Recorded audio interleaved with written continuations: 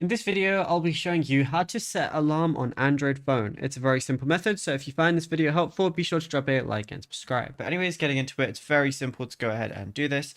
And you can do it on literally any Android or Samsung that you have.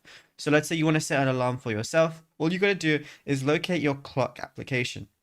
Now, even if I long press on it, it's going to say add alarm. But if you can't see your clock application, maybe it's not on your home screen, what you can do is swipe up on your screen. It's going to show all your apps. And then if you still can't find it, go ahead and type in clock and then just go over to it. Now I have my alarms and everything like that, but the alarms are going to be the first tab anyway.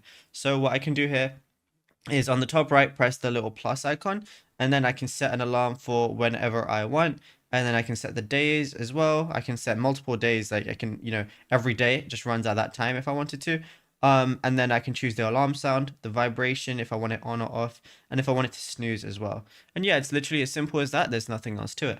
Now, if you found this video helpful, be sure to drop a like and subscribe, and also be sure to check out all our other tutorials that we've been posting on the channel as well.